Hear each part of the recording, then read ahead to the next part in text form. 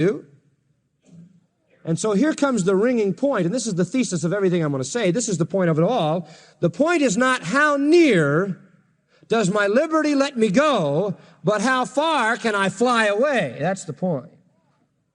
Paul doesn't say, get over to the edge of idolatry, but make sure you don't fall in. He says what? Flee from it.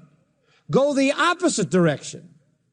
The liberty that I enjoy as a Christian is not to permit me to run up to the edge. That's only to expose me needlessly to temptation and sin, but to turn around and run the other way.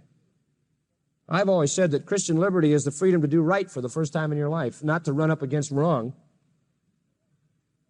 Now, he uses the term, my dearly beloved. An uncommon phrase in the Greek is used here, and it expresses the deep, deep sentiment of his heart. He is concerned about them. This is not just academic. This is very, very emotional. He says flee, and that's habitual, present imperative. Continually be fleeing from idolatry. You've got it all in your society. Turn your back and get out of there. Run from it. Now notice verse 15. I speak as to intelligent, phronimos in the Greek, should be translated intelligent men. You judge what I say. In other words, the thing that I'm saying here is not an obscure argument. This is not something that you're going to have to be a genius to figure out. You're intelligent enough. You figure this out. Use your own mind, and you must come to the conclusion that the force and logic of what I say is true. You're men capable of seeing clear argument. You're able to judge, so judge. I'm telling you to run from idolatry. Now, you think it through, and you'll do the same thing. You'll obey what I say. Now, I want you to look at the term idolatry. The very term to me is repulsive. It doesn't take me very long to even turn my stomach a little bit when I begin to think about the term, let alone talk about it. It's a repulsive term. It fits somewhere in the category of my vocabulary with words like blasphemy, damned, hell, and Judas. It's one of those kind of words, one of those kind of words that I'm not too particularly excited about. It conjures up a great anxiety in my heart concerning myself with the holiness and the purity and the character of God. Now, let me say something that I think is very basic. This, I believe, and by this I mean idolatry, is the most serious and contaminating sin there is. Now, I hope you get that. Idolatry is the most serious and contaminating sin there is. And the reason is because it strikes directly at the character of God. And once you have adulterated the character of God, you have lost the guidelines for any other moral judgment. And so Pandora's box is open and everything is going to be chaos unless there is the right perspective of God. I think there's no question but that idolatry is the most serious and contaminating of all the sins, because it strikes directly at the character of God. That's why, out of the 10 commandments, the first 3 of them are directly related to idolatry. Because that's the beginning of everything. If you don't have the true perspective on God, that's everything is lost. Now, we need a close look at idolatry, because if it's that important, if it's the worst sin of all, and if the Bible has so much to say about it, and believe me, I couldn't even begin to go through all the scriptures that talk about idolatry. If that's true, then we really ought to understand what this thing is. Now listen, I'm going to give you several major points and a whole lot of subpoints. Don't worry about numbers and letters and things. Just get the point and we'll be all right. First of all, and I'm just going to give you a broad definition and then a particularized look at idolatry. First of all, idolatry is libel on the character of God. L-I-B-E-L. It is libel. It is slander on the character of God. Idolatry slanders God's character, and that, beloved, is the most fearful sin.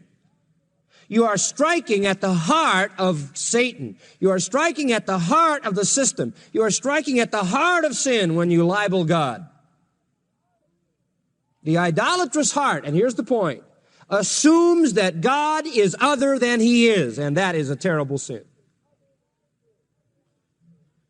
Tozer says, and well says, a God begotten in the shadows of a fallen heart will quite naturally be no true likeness of the true God. End quote. You see, idolatry is not just wearing a loincloth and bowing down to a rock. Idolatry is not just kneeling before an image. Civilized people in our society don't do that very much. But idolatry, and this is important, is assuming God to be something He is not. It is to have either unworthy or erroneous views of God. That's idolatry. Perversions about who God is idolatry.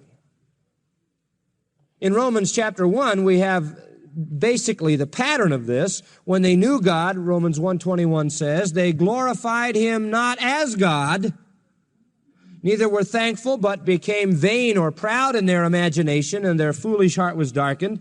Professing themselves to be wise, they became fools, and changed the glory of the incorruptible God into an image made like corruptible man. Man has always wanted to make God in his own image. Man always wants to drag God down, to force God to be like He is.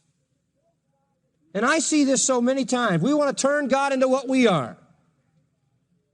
Any unworthy thought about God is idolatry. And one of the things that we do, I think, most frequently is this particular idolatrous act of reducing God to us. I can give you just a simple illustration of it. Have you noticed that the most popular name for the Son of God, for the second person of the Trinity, is Jesus?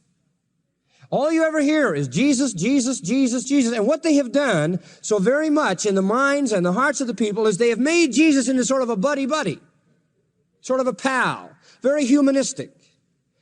The name of the second person of the Trinity is the Lord Jesus Christ.